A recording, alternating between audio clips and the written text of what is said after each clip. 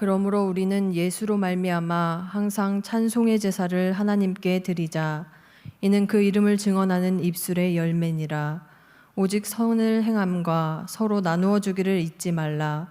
하나님은 이 같은 제사를 기뻐하시느니라. 아멘.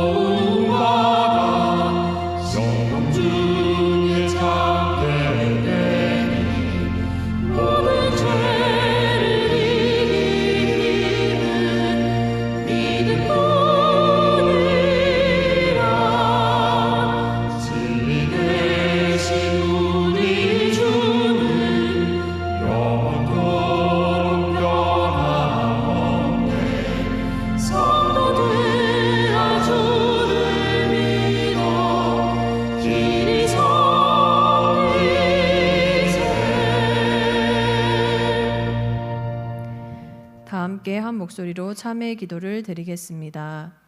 불꽃 같은 눈으로 온 세상과 사람 마음 깊은 곳을 감찰하시는 하나님, 지난 한 주간 생활하면서 지었던 모든 허물을 숨김없이 고백하오니 들으시고 용서해 주옵소서. 내 공로가 아니라 오직 은혜로 구원받은 저희기에 마음을 주님께로만 향하고 주님만을 바라보며 순종하는 삶을 살아야 했건만 저는 그렇게 하지 못했습니다. 제 마음에는 정욕이 가득했고 제 눈은 제약된 세상을 주목했습니다. 입을 열어 거룩한 주의 이름을 찬양하면서 같은 입으로 이웃을 향하여 불평과 원망을 쏟아내기도 했습니다. 온몸을 하나님이 기뻐하시는 의의 병기로 드리지 못하고 죄의 도구로 사용했습니다. 하나님의 자녀답게 살지 못했던 저의 모든 죄를 용서해 주옵소서. 예수님의 이름으로 이 고백의 기도를 드립니다. 아멘. 죄사함의 말씀을 들으십시오. 내가 그들을 내게 범한 그 모든 죄악에서 정하게 하며 그들이 내게 범하며 행한 모든 죄악을 사할 것이라. 아멘.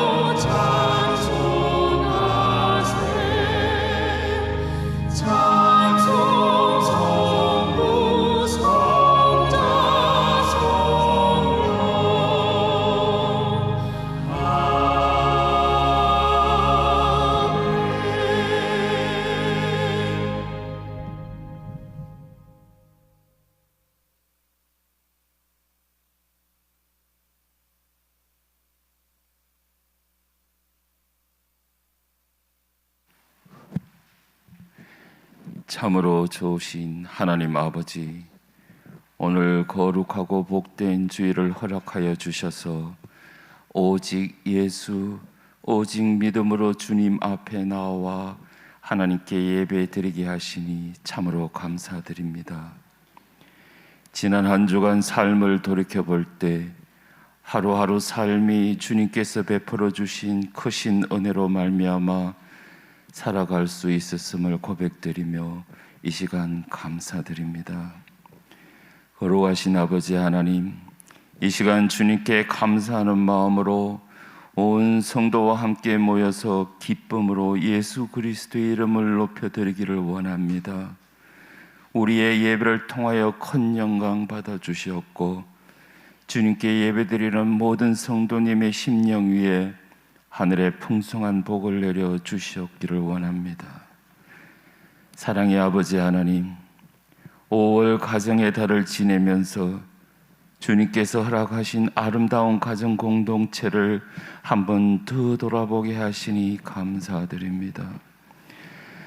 각 가정마다 어린아이와 같은 심정으로 하나님 뜻을 분별할 수 있는 지혜를 구하게 하시고 늘 말씀 가운데 예수 그리스도의 보혈을 믿는 믿음이 반석 위에 굳건히 서게 하여 주시옵소서.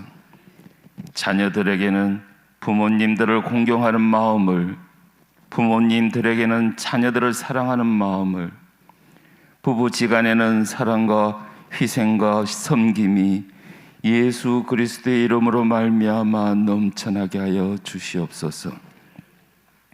특별히 연로하신 성도님에게는 영육 간의 강건함과 하늘에 넘치는 두함의 평안함을 주시옵소서. 엘리야의 제단에 응답하신 하나님 아버지, 주님께서 사랑하시는 교회를 위하여 기도드리기를 원합니다. 이 땅에 주님의 피값으로 세워진 교회 공동체가 각자에게 맡겨진 귀한 사명을 잘 감당할 수 있도록 성령의 충만한 기름을 부어주셔서 교회가 담대히 세상 속으로 나아가 그리스도 복음을 전파하는 구원의 방주의 역할을 감당하게 하시고 무엇보다도 생명과도 같은 교회 예배에 더욱 힘쓰며 나아갈 수 있도록 인도하여 주시옵소서. 아버지 하나님, 주님께서 단상에 세우신 담임 목사님께서 이 시간 살아계신 하나님의 말씀을 선포하실 텐데 성령의 기름을 부어주시사 전하시는 말씀을 통하여 온 성도들에게는 오늘 이 시간 새로운 미래의 역사적인 승리의 장이 열려지도록 귀하고 복된 은혜의 시간 허락하여 주시옵소서. 주님, 아름다운 목소리로 주님의 이름을 높여드리는 할렐루야 찬양대의 찬양을 기쁘게 받아주시옵고 보이지 않게 이모저모로 헌신하는 봉사위원과 예배위원의 섬김의 손길도 기억하여 주시옵소서. 이 시간 예배를 시종일관 주관하시고 주장하시는 하나님을 의지합니다. 이 모든 말씀 믿고 감사드리오며 거룩하신 우리 주 예수님의 이름으로 기도드리옵나이다. 아멘.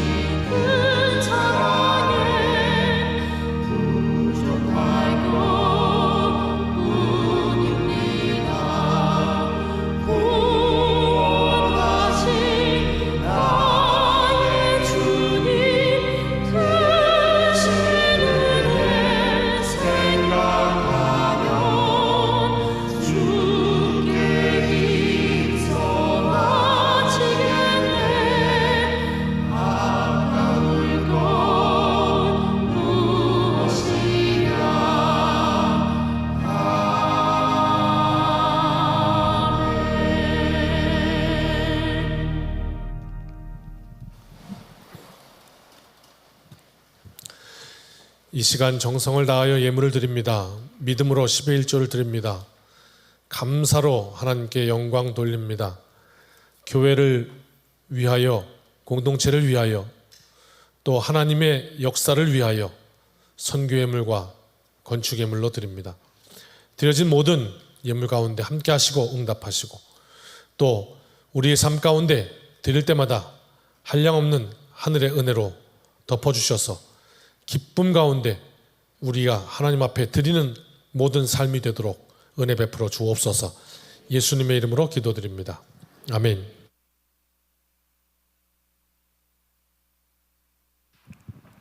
정함의 소식을 알려드립니다. 5월 어울림 예배가 다음 주 오전 11시에 본당에서 있습니다. 교육국 예배가 오프라인으로 진행되고 있습니다. 수요 예배가 24일 수요일 오후 7시 30분에 본당에서 있습니다. 청암 전도대 모임은 화요일 오전 10시에 세미나실에서 있습니다. 말레이시아 난민학교 후원이 6월부터 다시 시작됩니다. 후원자와 아이들 1대1 매칭은 추후에 진행됩니다.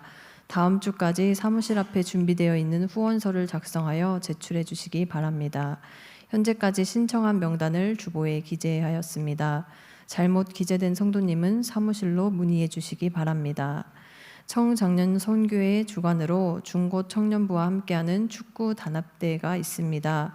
다음 주 어울림 예배 후 오후 2시에 중앙공원 축구장에서 있습니다. 함께 좋은 시간이 되길 원하며 중고 청년부 그리고 청장년들의 많은 참여를 바랍니다. 교우 소식과 선교원금 완납 소식 있습니다. 주보를 참고해 주시기 바랍니다. 청장년 선교회 전체 모임이 오늘 오전 11시 예배 후 청장년 선교회실에서 있습니다. 오늘 우리에게 주시는 하나님의 말씀은 마태복음 11장 1절에서 19절입니다. 하나님의 말씀을 경외하는 마음으로 다 함께 일어나 말씀을 받겠습니다. 예수께서 12제자에게 명하기를 마치시고 이에 그들의 여러 동네에서 가르치시며 전도하시려고 거기를 떠나 가시니라. 요한이 옥에서 그리스도께서 하신 일을 듣고 제자들을 보내어 예수께 여짜오되 오실 그이가 당신이 오니까 우리가 다른 일을 기다리오리까. 예수께서 대답하여 이르시되 너희가 가서 듣고 보는 것을 요한에게 알리되 맹인이 보며 못 걷는 사람이 걸으며 나병 환자가 깨끗함을 받으며 못 듣는 자가 들으며 죽은 자가 살아나며 가난한 자에게 복음이 전파된다 하라. 누구든지 나로 말미암아 실족하지 아니하는 자는 복이 있도다 하시니라. 그들이 떠나매 예수께서 무리에게 요한에 대하여 말씀하시되 너희가 무엇을 보려고 광야에 나갔더냐. 바람에 흔들리는 갈대냐. 그러면 너희가 무엇을 보려고 나갔더냐. 부드러운 옷 입은 사람이냐. 부드러운 옷을 입은 사람들은 왕궁에 있느니라. 그러면 너희가 어찌하여 나갔더냐. 선지자를 보기 위함이었더냐. 옳다. 내가 너희에게 이르노니 선지자보다 더 나은 자니라. 기록된 바 보라 내가 내 사자를 내 앞에 보내노니 그가 내 길을 내 앞에 준비하리라 하신 것이 이 사람에 대한 말씀이니라. 내가 진실로 너에게 말하노니 여자가 낳은 자 중에 세례 요한보다 큰 이가 일어남이 없도다. 그러나 천국에서는 극히 작은 자라도 그보다 크니라. 세례 요한의 때부터 지금까지 천국은 침노를 당하나니 침노하는 자는 빼앗느니라. 모든 선지자와 율법이 예언한 것은 요한까지니 만일 너희가 즐겨 받을진대 오리라 한 엘리야가 곧 이 사람이니라. 귀 있는 자는 들을지어다. 이 세대를 무엇으로 비유할까? 비유하건대 아이들이 장터에 앉아 제 동물을 불러 이르되 우리가 너희를 향하여 피리를 불어도 너희가 춤추지 않고 우리가 슬피 울어도 너희가 가슴을 치지 아니하였다 함과 같도다.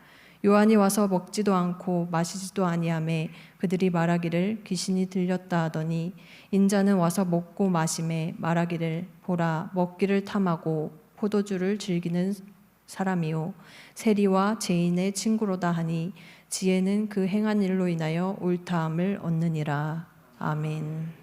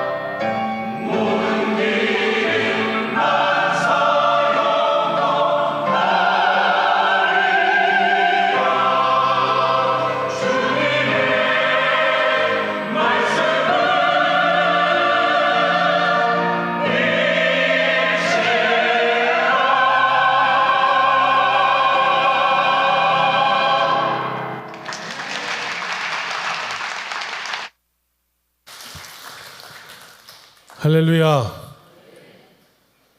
앞뒤 분 인사합시다. 주님의 날입니다.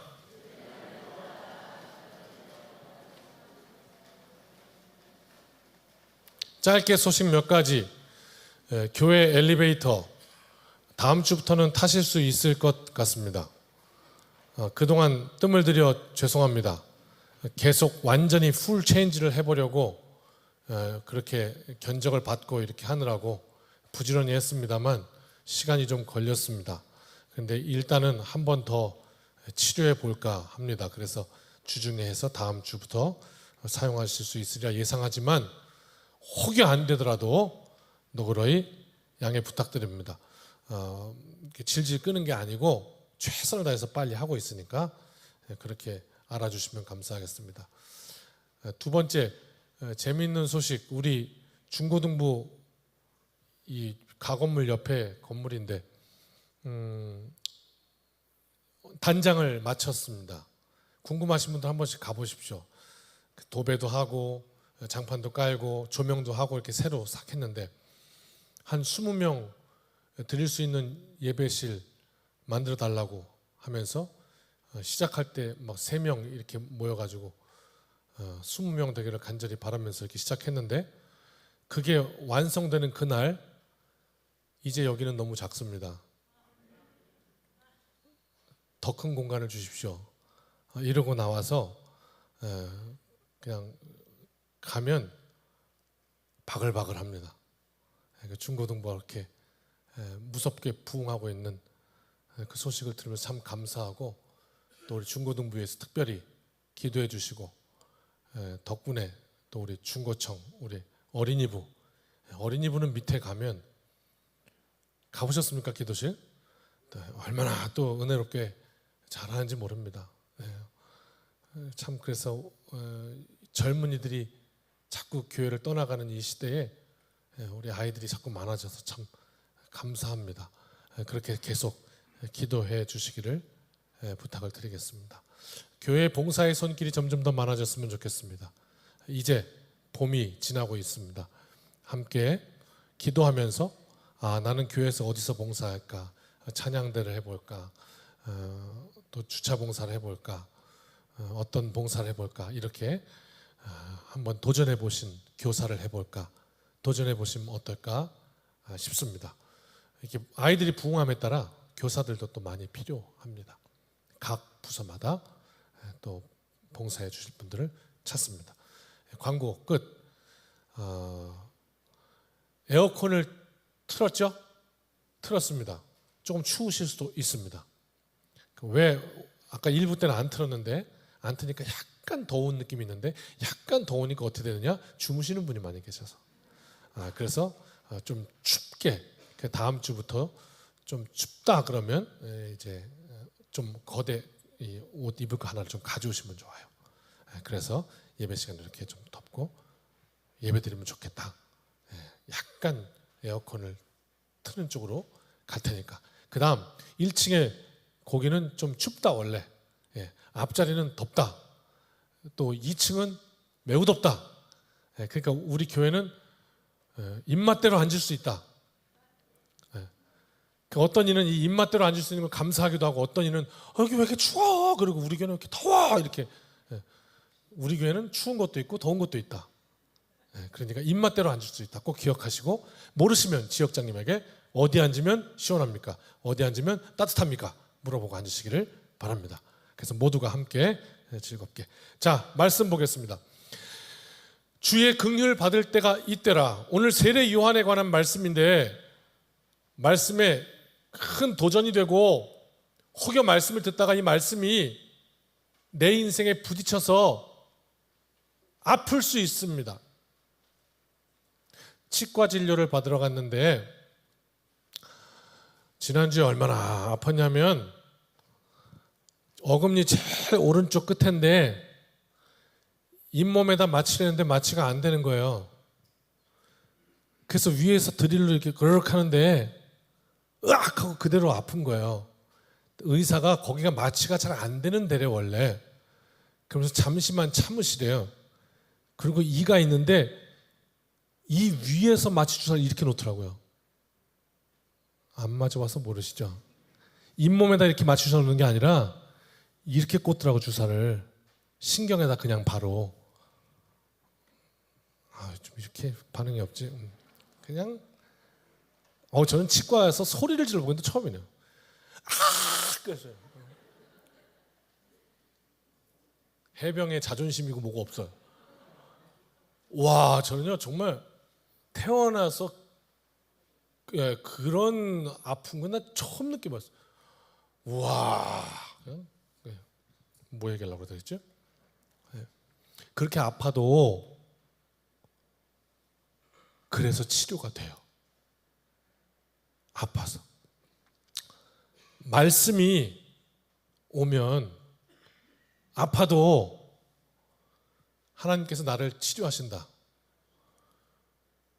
그래서 오늘 이문을 나갈 때 그 치료하신 효험이 여러분에게 가득하셔서 세상을 이길 능력 이만큼씩 꽉 쥐고 나가실 주님 이름으로 축원합니다. 1절부터 3절입니다. 예수께서 12제자에게 명하시기를 마치시고 이에 그들의 여러 동네에서 가르치시며 전도하시려고 거기를 떠나가시니라. 그랬어요. 이어진 장면이에요. 2절, 요한이 옥에서 그리스도께서 하신 일을 듣고 제자들을 보내어 요한이 옥에 갇혔어요. 투옥됐어요. 무슨 연유인지는 말씀드릴게요. 그리고 제자들에게 보내어 명령을 해서 3절, 예수님께 가서 물어봐라 이거. 뭐냐? 여짜오되 오실 그이가 당신이오니까 우리가 다른 일을 기다리오리까.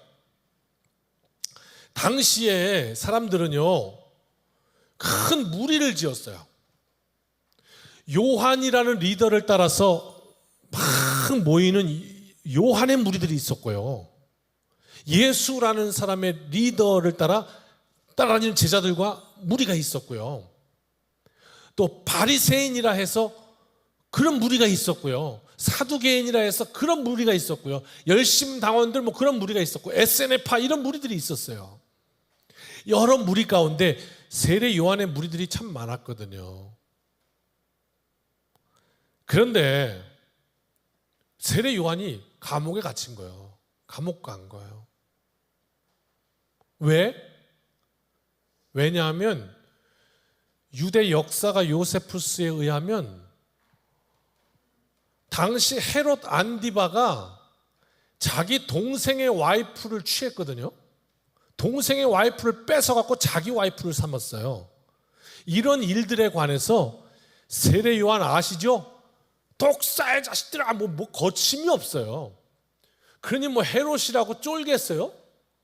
이 양반 대단한 양반이에요. 그래서 어떻게 헤롯한테 당신 잘못됐다고 그냥 막 직구를 날리니까 헤롯이 눈에 가신 거라요. 그래서 감옥에 갇혔어요. 어떤 한 공동체의 리더가 감옥에 간 거예요. 그런 이유로. 근데 이제 그 감옥은 또 보니까 역사가들이 기록하기에 그냥 완전히 격리되는 감옥이 아니라 이렇게 면회도 되고 이런 감옥이었던 거죠. 그래서 요한의 제자들이 면회 올 거 아니에요. 면회 와서 요한에게 아이고 선생님 어떻게 좀 평안하십니까? 잘 계셨습니까? 이렇게 안부를 전하면서 바깥의 소식을 전해준 거지. 세상 소식을. 요즘요 예수라는 분이 있는데 그분이 이 차 저 차 이 차 합니다.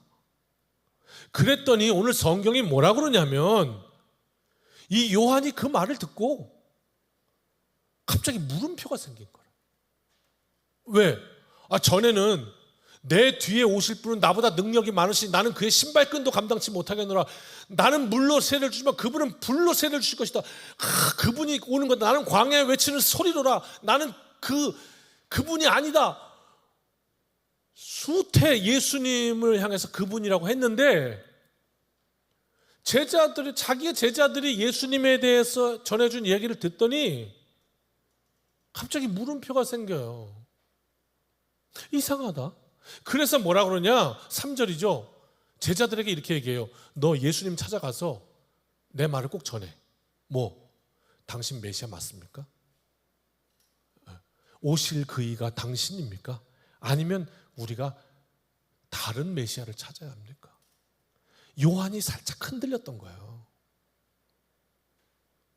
왜? 옥중에서 제자들의 소식을 듣고 2절이죠. 그랬던 거예요.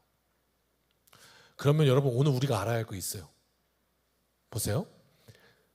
그토록 우직하고 흔들림 없었던 세례 요한은 왜 흔들렸을까? 그 흔들린 이유는 뭘까? 이걸 오늘 꼭 알아셔야 되고요. 그 다음 흔들렸다면 그 사실을 어떻게 우리는 해석할 것인가? 이게 중요해요. 자, 그러면 세례 요한이 어떤 사람인지 일단 우리가 한번 이해해 보자고요.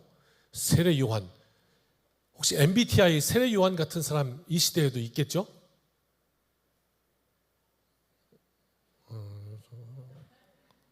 허공에 혼자 떠드는 것 같은데요?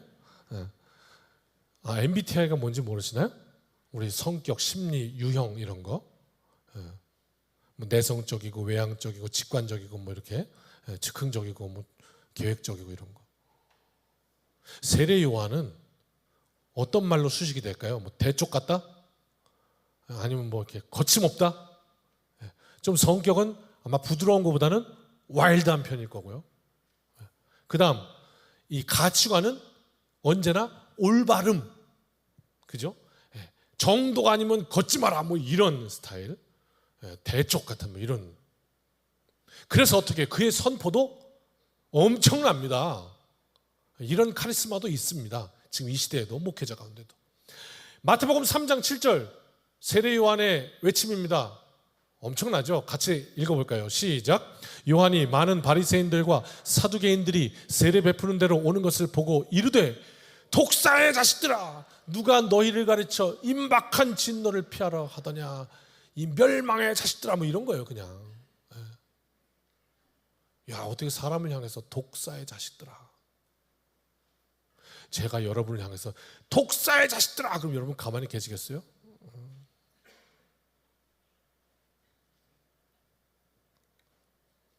이게 세례 요한이라고. 또 누가복음 3장 9절 세례 요한을 이해해야 합니다. 시작.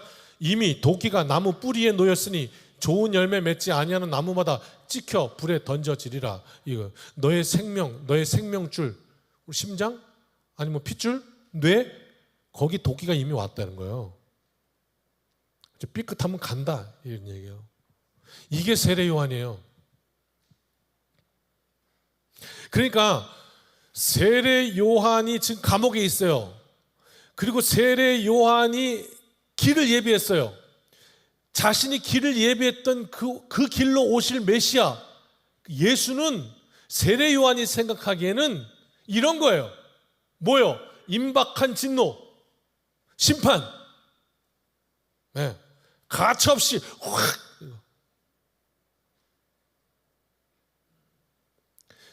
그리고 그 일을 하실 분이 예수라고 확신했어요.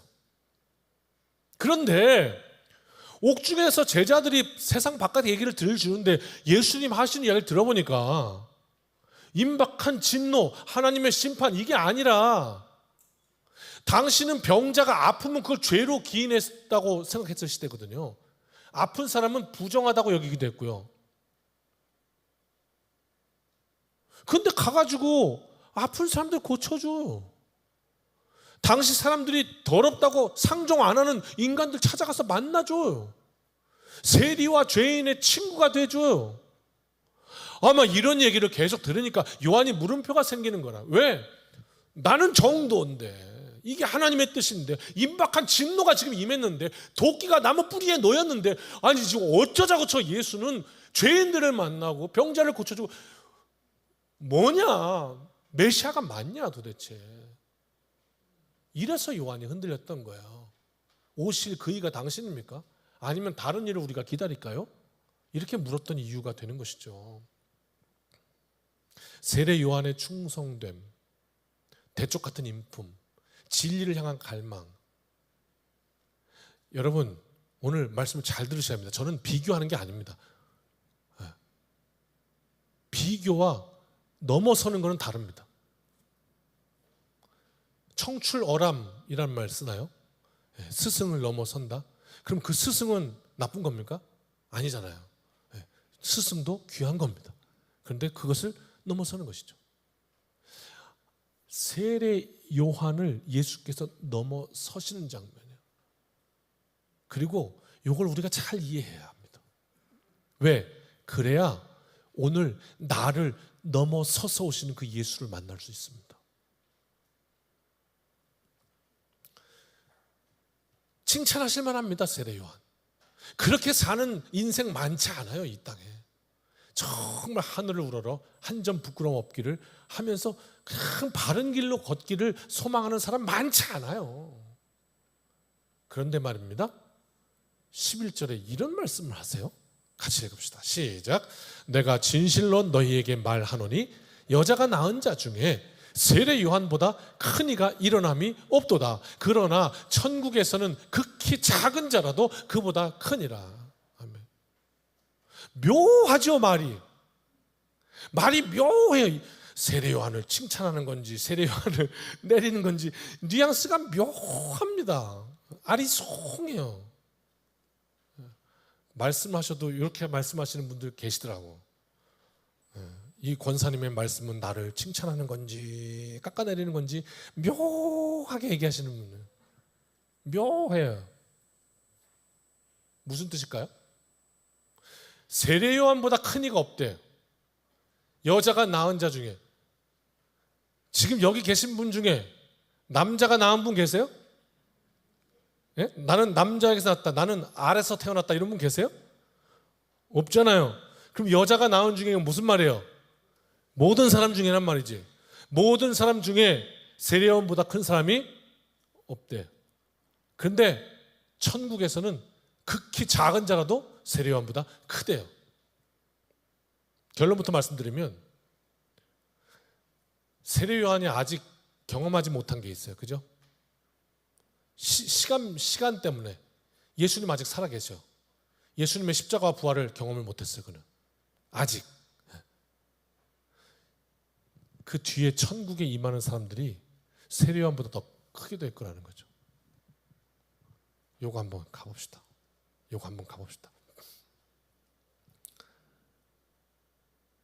세례 요한은 자신을 메시아의 길을 예비하는 광야의 소리로 이해했습니다. 그리스도가 오시면 이 땅에 못된 것들은 싹 쓸어버리실 거라 생각했습니다. 그러나 그분은 용서와 화해를 말씀하셨습니다. 그리고 되려 그 길을 예비해야 되는 자신의 처지는 지금 나가서 막 돌아다녀도 시원찮을 판에 감옥에 갇혀 있습니다. 뭔가 꼬여가는 이 느낌적인 느낌, 이거 어떻게 지울 수가 없었겠죠. 이런 지금 상황입니다. 오늘 아침에 네이버 뉴스 딱 보고 왔더니 일본에 혹시 보신 분 계신가 모르겠어요. 원자폭탄 피해자가 있는데 거기에 윤석열 대통령이 일본을 방문했다가 그 원자폭탄 피해자, 한국인 피해자, 우리 국민들 피해자 그 참배하러 갔더니 거기 기시다 총리도 같이 와서 같이 참배했다. 뭐 이게 이제 탑 기사로 나왔더니 이제 국민들이 또 그냥 이러쿵저러쿵 이제 난리가 났어요. 댓글이 뭐 그냥 참.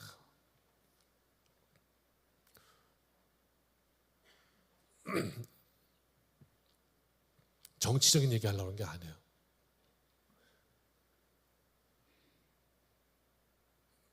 그냥 제 얘기를 해볼게요. 그게 제일 편할 것 같아요. 저는 일본이 싫어요. 그냥 얘기할게요. 뭘 포장할 게 뭐 있어요? 그냥 싫어요. 왜 싫으냐고요? 그렇게 배웠어요. 일본을 사랑하는 건 매국노라고. 그렇게 배웠어요. 이 대한민국이 일본에게 무참히 짓밟혔던 역사를 배웠어요. 그리고 일본을 사랑할 수 없어요.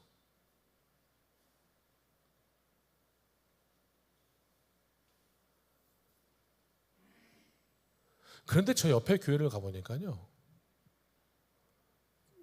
일본 선교를 해요. 그 왜 하필이면 일본입니까? 내가 물었어, 그 목사님한테.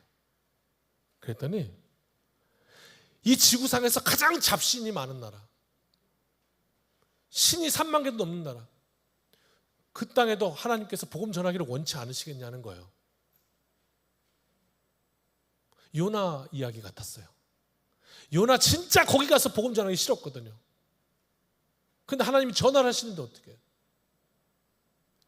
네가 그 박넝쿨 하나도 그렇게 아끼거늘 내가 어찌 그 수많은 하나님을 모르는 백성들을 아끼지 않겠느냐고 말씀하셨던 그 요나서의 말씀인 거예요. 그래서 선교를 한대요. 일본에 가보니까요, 그래서 선교를 하러 같이 갔다가 한인교회 목사님도 아니고 제1교포 목사님도 아니고 그냥 순수 혈통 일본인 목사님을 만났어요. 한국말 못하는. 그래서 통역하고 대화를 했어요.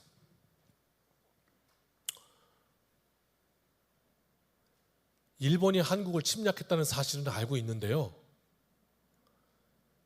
얼마나 못된 짓을 했는지 그거를 전혀 모르고 있더라고요. 목사인데도. 목사는 뭔데요? 시대적인 것을 분간하고 선지자적 역할을 해야 되잖아요. 그런데도 모르더라고요. 처음 듣는 얘기처럼 들어요. 깜짝 놀래요.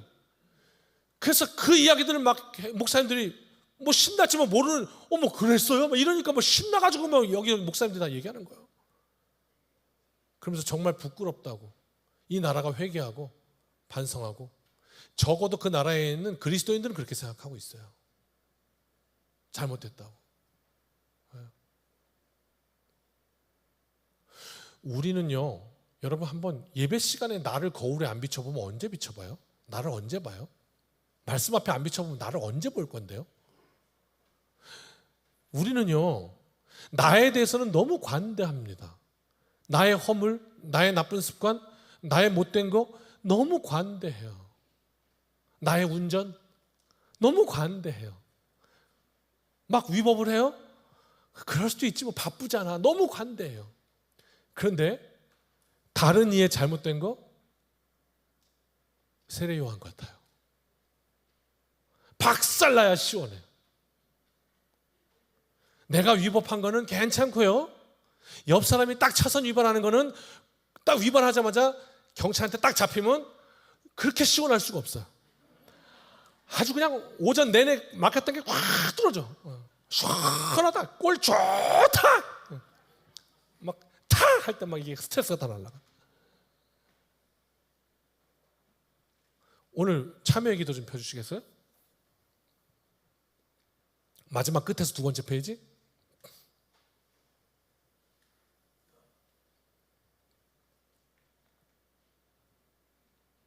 이런 기도를 드렸어요. 입을 열어 거룩한 주님의 이름을 찬양하면서, 누구 입인데? 내 입으로. 같은 입으로 이웃을 향하여 불평과 원망을 쏟아내었습니다. 이게 우리 실존이에요. 그 다음,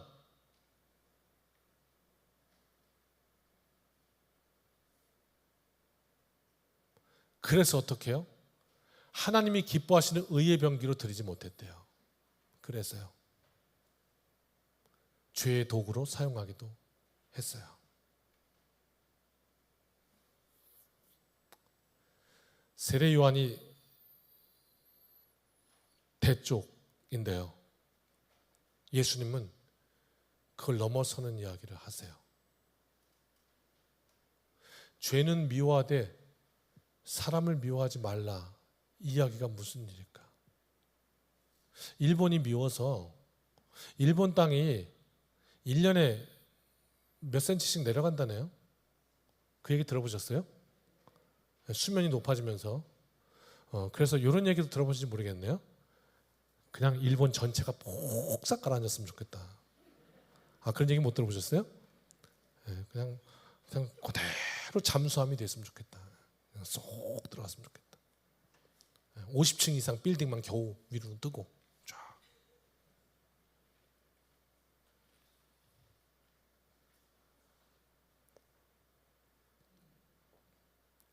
가만히 생각해 보십시오. 우리 한민족은요, 깊은 상처가 있어요. 너나 할 것 없이 이 문제에 대해서는 우리 모두가 공유할 수 있어요. 그런데요, 일본이 다 가라앉으면 우리의 상처가 해결될까요? 한번 생각해 보자고.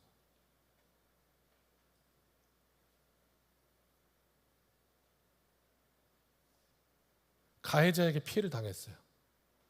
나 피해자야. 그래서 그 가해자가 처벌받으면 내가 당했던 그 피해가 해결됩니까? 안 됩니다. 안 돼요. 그럼 해결되려면 어떻게 되죠? 해결되려면 내가 치료받아야 하는 거예요. 내 상처가 치료되어야 되는 거예요. 그래서 오늘 아침에 그런 기도가 나오더라고요. 하나님, 이 대한민국을 치유하여 주옵소서.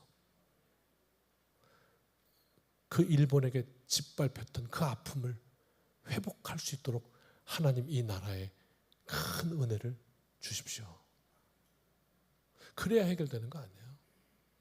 그러면 어떻게 될까요? 결국 일본도 안아주겠죠. 긍휼히 여기는 마음을 주시겠죠. 그건 우리가 치유되지 않고는 일어날 수 없는 일이잖아요. 피해자가 온전한 치유가 되지 않고 가해자를 용서하는 법은 없어요. 그는 애당초 불가능해요.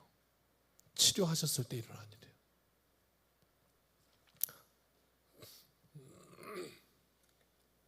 조금 더 가봅시다. 4절로 6절 같이 읽습니다. 시작. 예수께서 대답하여 이르시되 너희가 가서 듣고 보는 것을 요한에게 알리자. 잠깐. 예수님이 이거 들으신 거예요. 지금 당신 메시아 맞소? 그러니까 너 가서 요한에게 이렇게 대답해라. 그러면서 5절 듣습니다. 시작.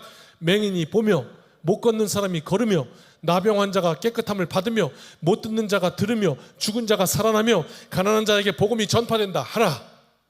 이렇게 말씀하신 거죠. 6절 시작. 누구든지 나로 말미암아 실족하지 아니하는 자는 복이 있도다 하시니라. 아멘. 실족은 발에 걸려 넘어진다는 뜻이에요. 걸어가다가 누군가 내 발을 걸어서 거기에 걸려서 확 넘어졌어요. 그게 실족이에요. 예수님이 지금 뭐라고 하시냐면 나로 말미암아, 나가 누구예요? 예수님이잖아요. 예수로 말미암아 실족하지 않는 인생에게 복이 있다는 거예요. 이게 무슨 뜻일까요?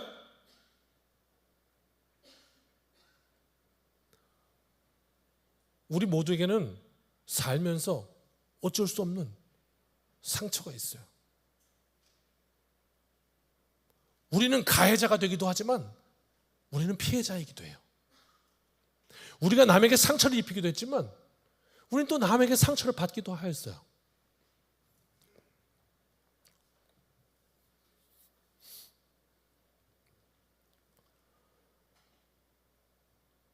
그래요. 그 사람을 어떻게 용서해요? 어떻게? 지금도 그 생각하면 막 맥박이 빨라지고 심장이 부들부들 떨리는데 어떻게 용서를 해요? 안 돼요. 그런데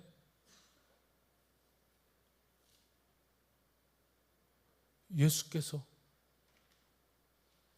그를 구원하시고 그를 치료하시고 천국으로 보내신다 그러면 내가 실족하지. 실족하지. 그놈이 나한테 어떻게 했는데. 실족하지. 근데 주님 뭐라고 하십니까? 나로 인해서 실족하지 않는 인생이 복되대요. 복되다. 그 얘기는 곧 뭡니까? 예수 그리스도를 통해 내가 고침받는 거죠. 내가 치유받는 거야. 그래서 예수님이 내 원수를 용서하시는 것이 용납되는 거예요. 내가 상처가 치유돼서. 이런 인생이 복된 인생이라고 말씀하는 거예요.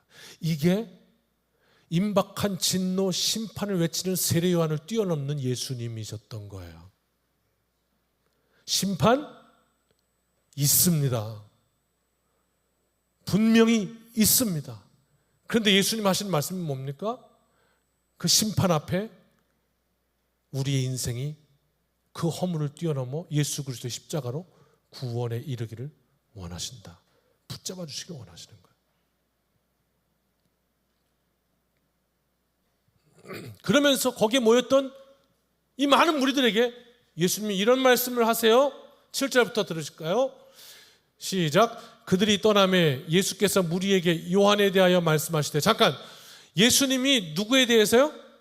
요한 얘기하는 거예요. 요한 얘기를 하는데 뭐라고 하시냐? 시작. 너희가 무엇을 보려고 광야에 나갔더냐? 바람에 흔들리는 갈대냐? 8절. 그러면 너희가 무엇을 보려고 나갔더냐? 부드러운 옷 입은 사람이냐? 부드러운 옷을 입은 사람들은 왕궁에 있느니라. 9절. 그러면 너희가 어찌하여 나갔더냐? 선지자를 보기 위함이었더냐? 옳다. 내가 너희에게 이르노니 선지자보다 더 나은 자니라. 아멘.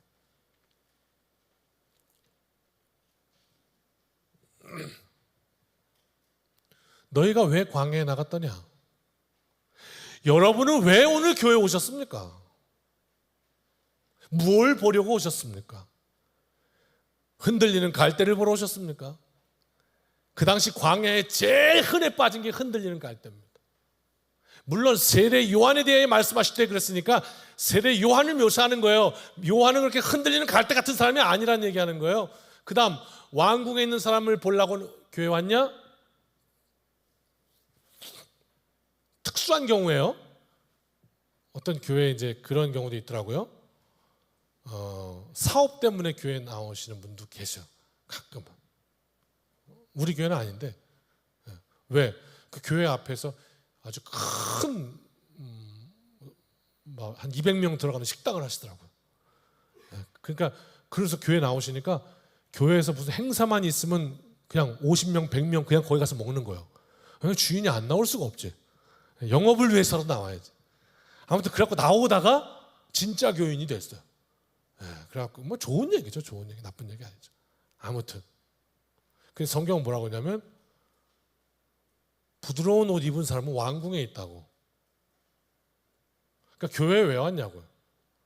사업 잘 되고 부자 되려고 그러면 라이온스 클럽을 가요. 아닌가? 그런 거 아닌가? 야구 클럽인가 그걸? 잘 몰라요. 거길 가야지. 왜 교회로 와요? 그러니까 왜 왔냐 이거. 그리고 마지막 세 번째, 선지자를 보러 왔냐? 옳다. 그는 선지자 중에 위대하다. 그런데 그 선지자 중에 위대한 이유가 뭔지 아냐? 예수 그리스도의 길을 닦았기 때문이다. 지금 다 초점이 어디 있어요? 예수 그리스도에게 있어요.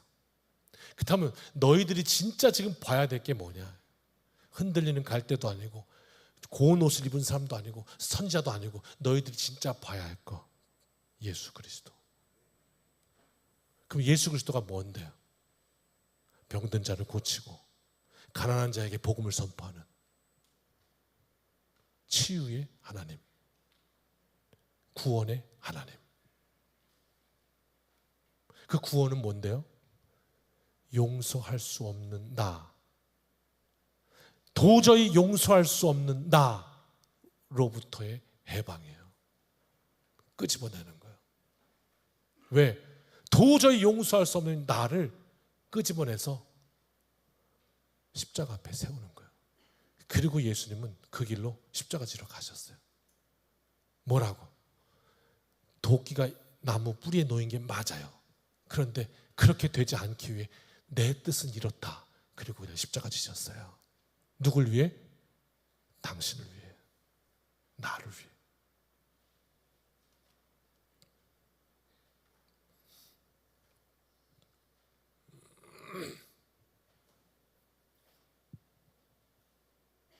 다 했네요.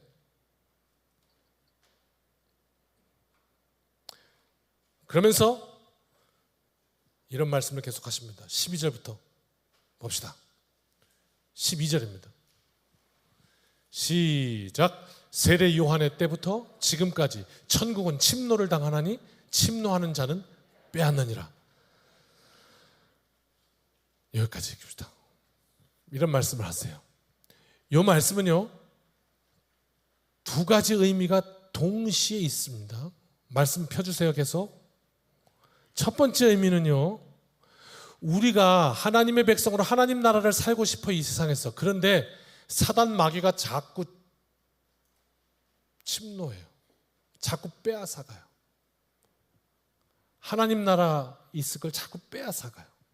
그래서 뺏긴다는 의미를 갖고 있고요. 두 번째는요, 우리가 아는 대로 하나님 나라를 사모하는 그 심령에게 천국은 침노당한다, 이런 뜻도 갖고 있어요. 두 가지 의미를 다 가지고 있어요. 무슨 의미입니까? 이 세상을 살면서 그렇구나, 오늘 주님께서 내게 하신 일이 그런 일이구나, 구원이 이런 거구나. 네.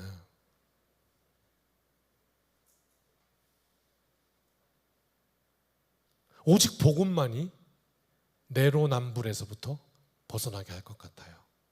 오직 복음만이. 복음이 아니고서야 모든 이치에 나에게는 관대하고 상대에게는 면도칼을 들이대는, 우린 그런 인생이에요. 그러나 복음은 그리스도께서 나를 사랑하신 것 같이 사랑하게 되는, 그렇게 만든다. 안타까운 건 16절 17절 이렇게 말씀합니다. 같이 읽을까요? 시작. 이 세대를 무엇으로 비유할까?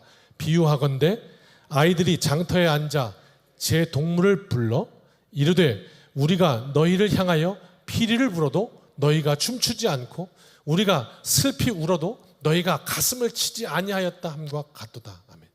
당시에 문화가 요 주원초등학교 운동장처럼 운동장에 아이들이 모여서 때를 지어서 그룹을 지으면 두 가지 놀이를 했어요. 하나는 피리 부는 거 뭐예요? 결혼식 놀이. 하나는 슬피 우는 거 뭘까요? 장례식 놀이. 이렇게 놀았다고요. 그래서 어떻게 피리 불면 그 피리에 맞춰 춤추는 거예요. 결혼식은 그거 흉내내는 거예요, 어른들.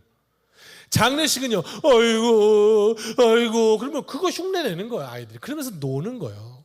그런데 피리를 불어도 춤을 추지 않아요. 슬피 울어도 애곡하지 않아요.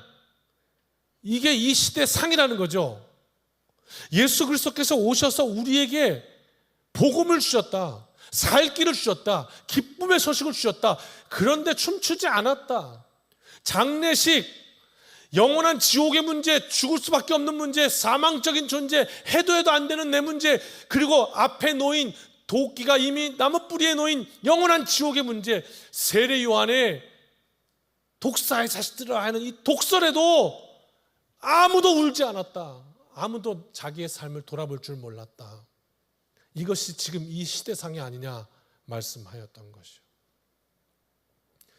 그랬더니 그 시대는 그럼 어떻게 했을까요? 이랬답니다. 18절 19절 시작. 요한이 와서 먹지도 않고 마시지도 아니하며 그들이 말하기를 귀신이 들렸다 하더니, 그 다음 인자는 와서 먹고 마심에 말하기를 보라 먹기를 탐하고 포도주를 즐기는 사람이요 세리와 죄인의 친구로다 하니 지혜는 그 행한 일로 인하여 옳다함을 얻느니라. 아멘. 여기 19절에 스탑. 여기 펴주세요. 계속. 무슨 말이에요? 18절. 요한은요 극도로 청빈했어요. 절제했어요. 메뚜기와 석청, 낙타터로 그냥 그렇게 살았어요. 안 먹었어요. 안 마셨어요. 그때 사람들이 뭐라고 그러니까 귀신이 들렸다고 했다는 거예요. 예수님은 그냥 그 다음에 왔더니 예수님은 먹었어요. 마셨어요. 그랬더니 뭐라고 그래요? 먹기를 탐하고 포도주를 탐하고 죄인과 세리들의 친구라고 욕했다는 거예요. 무슨 문제, 뭐죠? 먹어도 문제? 안 먹어도 문제. 결론은 다 문제. 세상이 이랬다는 거예요. 어떻습니까? 이 죄악된 세상 가운데 품으시려고 하는 예수님, 그 가운데 선과 악을 갈라 독사의 자식들아 선포하고 있는 세례 요한, 그리고 이쪽에서 이 온 세상에 나만 빼고 다 틀렸어, 너도 문제야, 너도 문제야, 너도 문제야 하고 있는 세상. 여러분은 어떻게 보고 계십니까? 그러면서 19절 마지막 지혜는 이렇게 나오죠. 이것은 앞에 18절부터 걸려요. 요한과 예수님에 걸리는 거야. 지혜는 그 행한 일로 인하여 옳다함을 얻느니라. 그 행한 일이 뭐죠? 예수님의 그 행하신 일, 그리스도의 십자가. 나는 너를 용서하기를 바란다. 그리고 너를 치료하기를 바란다. 너를 온전케 하기를 바란다. 그리고 그 온전해진 내가 나와 같은 하나님의 형상에 대해서 이 세상을 치료하고 이 세상을 안아주고, 그래서 이 세상 온통 네가 틀렸어, 네가 문제야, 너가 죽어야 돼 하는 이 세상 속에 너로 인하여 하나님의 역사가 펼쳐지기를 내가 원한다. 이것이 오늘 세례 요한을 넘어서는 예수님의 이 말씀을 통해 우리에게 주시는 메시지입니다. 우리를 구원하시는 하나님의 뜻, 우리 앞에 있는 분명하고 처절한 심판의 날, 날마다 하나님의 사랑을 가슴에 품어서 이 한 주간도 내 연약함과 죄에 대해서는 슬퍼하고 나의 구원에 대해서는 기뻐하며 천국을 사모하고 침노하는 능력의 백성들 다 되시기를 주님의 이름으로 축원합니다. 찬양합시다. 좀 같이 도와주세요. 다 같이 나와요.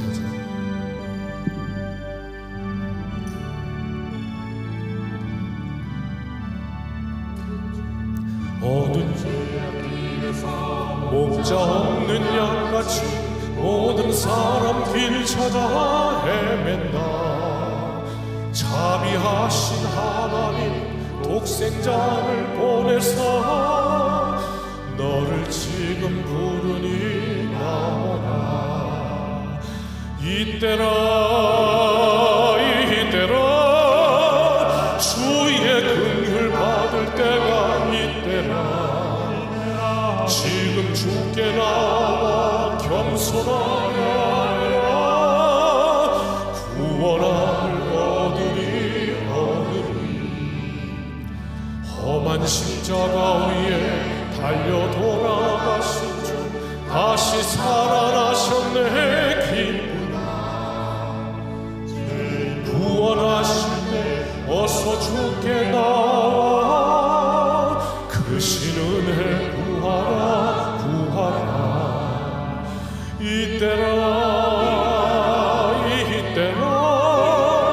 주의 긍휼 받을 때가 이때라. 지금 주께 나와 겸손하게 아뢰라. 구원함을 얻으리. 주의 귀한 말씀에 영원 생명인 나니 주님 너를 용서해 주신다. 주가 부르실 때 힘과 정성 다하여 주의 은혜 받으라. 이때라 주의 긍휼 받을 때가 이때라. 지금 주께 나와 겸손하게 아뢰라. 구원함을 얻으리. 세월 빨리 흐르고 세상 친구 가는데 너의 영혼 오늘 밤 떠나도 주의 구원 받으면 천국에서 영원히 주와 함께 살리라. 이때라 주의 긍휼 받을 때가 이때라. 지금 주께 나와 겸손하게 아뢰라. 구원함을 얻으리. 아멘. 이제는 우리 주 예수 그리스도의 크신 은혜와 아버지 하나님의 무한하신 사랑하심과 성령님의 능력 주심이 동행하심이 치료하심이 오늘 그리스도의 십자가 앞에 우리의 인생을 세워 치료받고 세상을 치유하는 능력의 이 한 주간 되기를 간절히 소원하고 결단하며 이 문을 나서는 여기 모인 주님의 백성들 머리머리 위에 이제로부터 영원까지 함께하여 주시기를 축원하옵나이다. 아멘.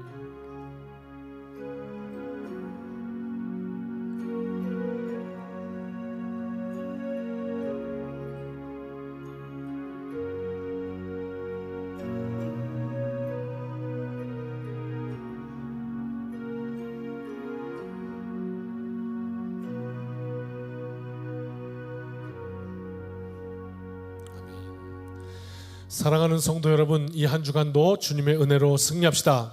아멘.